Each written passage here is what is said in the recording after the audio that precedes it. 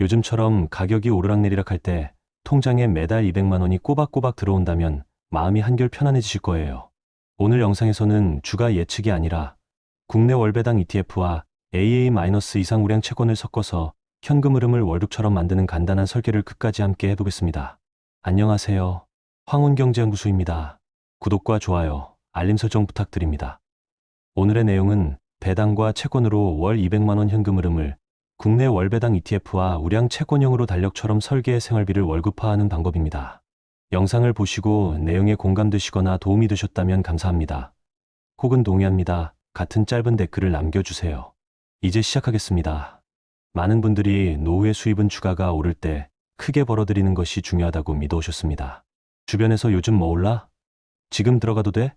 같은 말이 일상처럼 오가다 보니 시세 차익 중심의 생각이 자연스럽게 굳었지요.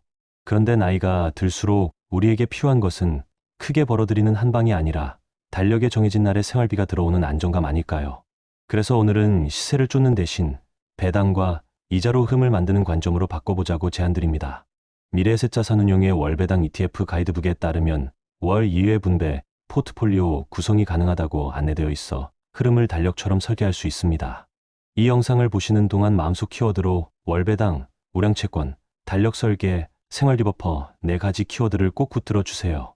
핵심은 정말 단순합니다.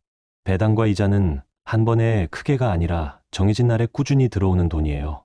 우리는 이 흐름을 달력에 나눠 담아 월급처럼 리듬을 만들면 됩니다.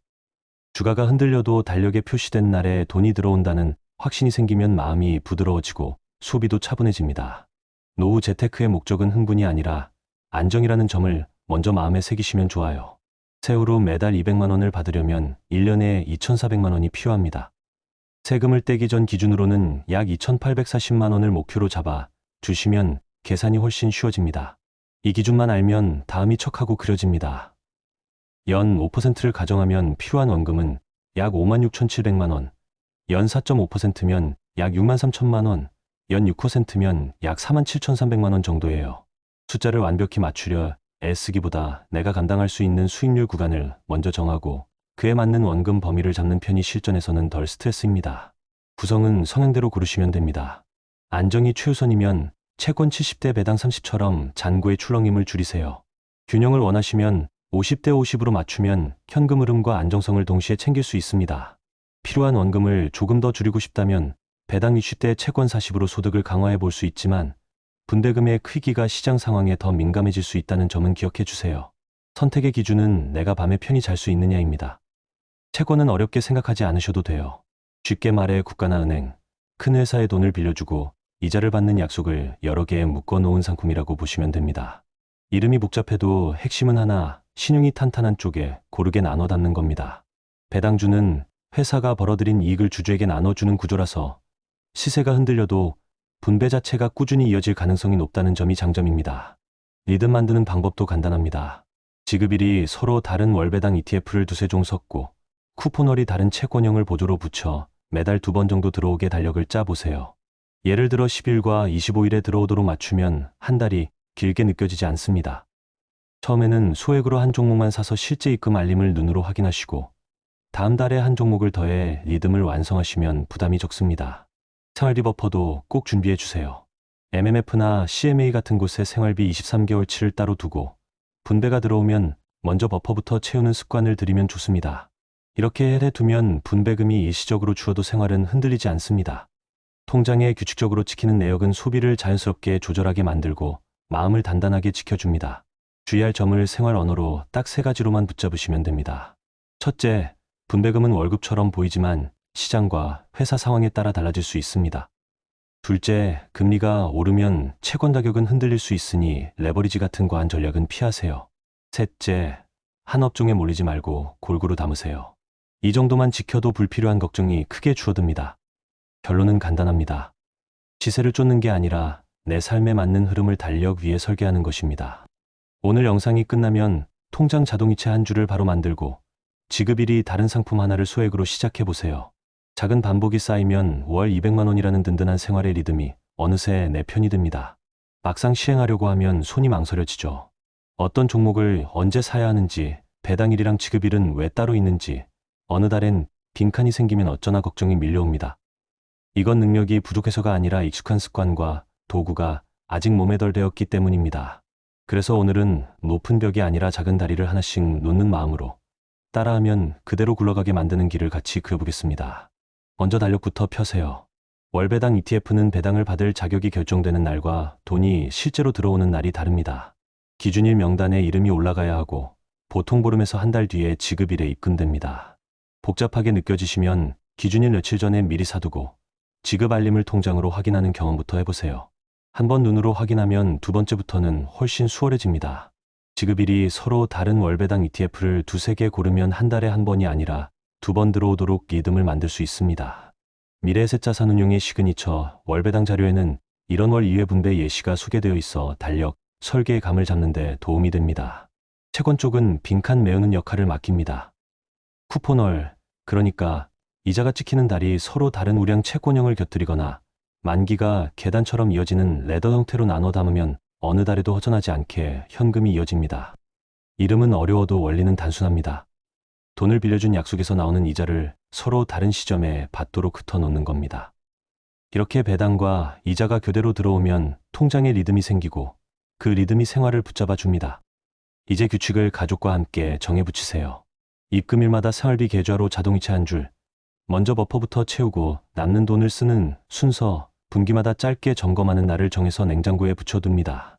글로 쓰인 약속은 마음을 편하게 하고 서로의 합의를 지켜줍니다. 시작은 작게 연습 통장에 소액으로 한 종목만 사서 한 달간 지급 알림을 눈으로 확인해 보세요. 다음 달엔 지급일이 다른 종목을 하나 더 얹어 두 번의 리듬을 완성합니다. 분배가 일시적으로 줄어드는 달이 있어도 걱정하지 마세요. 그래서 버퍼를 두는 겁니다. 버퍼로 숨을 고르고 다음 분기 점검 때 비중을 살짝 손보면 됩니다. 중요한 건 완벽함이 아니라 반복입니다. 달력에 표시된 그날 통장에 찍히는 작은 입금이 쌓여서 마음의 근육을 길러줍니다. 오늘 저녁에 달력과 메모지, 증권앱만 준비하세요. 한 줄 자동이체와 한 종목 소액 매수, 그리고 냉장고에 붙일 가족 규칙. 이 세 가지만 세팅하면 높은 벽은 사라지고 작은 다리가 오늘부터 당신의 삶을 건너가게 해줄 겁니다. 시행 순서를 차분히 그려보겠습니다. 목표부터 숫자로 고정합니다. 세후로 매달 200만 원이 필요하면 연 2,400만 원이고 세전으로는 약 2,840만 원을 기준점으로 잡아두시면 계산이 한결 쉬워집니다. 이 기준이 있어야 이후 선택이 흔들리지 않습니다. 이제 성향에 맞는 배합을 고릅니다. 잔고의 출렁임이 걱정되면 채권 비중을 더 두고 소득을 조금 더 키우고 싶으면 배당 비중을 늘리면 됩니다. 예컨대 연 5% 전후의 분배 수익률을 가정하면 필요한 원금은 약 5억 7천만 원입니다. 이 수치가 심리적 기준선이 됩니다. 실제 사례로 풀어보겠습니다. 58세 박선호 이정의 부부는 금융자산 6억 원을 가지고 있습니다. 두 분의 목표는 세후 월 200만 원을 생활비로 꾸준히 받는 것입니다. 고민 끝에 균형형 배합, 즉 배당 50대 채권 50을 택했습니다.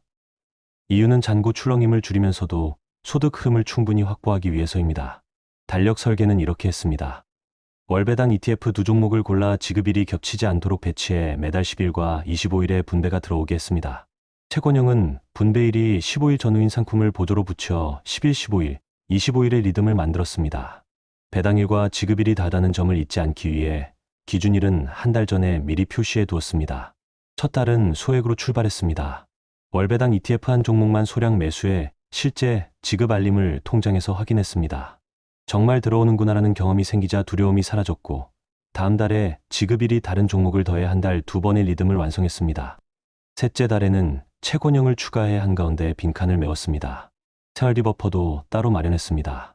MMF에 600만 원을 떼어두고 분배가 들어오면 먼저 버퍼부터 채우는 규칙을 만들었습니다. 덕분에 어느 달에 분배가 줄어도 생활은 흔들리지 않았고 남는 금액만 소비로 가져가니 지출이 자연스럽게 안정됐습니다. 자동이체 한 줄이 마음을 지켜준 셈입니다. 가족 합의 장치를 더했습니다. 매달 28일을 점검의 날로 정해 10분만 통장을 같이 보았습니다. 분배 변동, 섹터 편중, 금융소득 합계가 2천만 원에 가까워지는지 세 가지만 체크했습니다. 체크리스트를 냉장고에 붙여 두니 말다툼 없이 원칙대로 움직일 수 있었습니다. 주의할 점도 생활어로 정리해드립니다.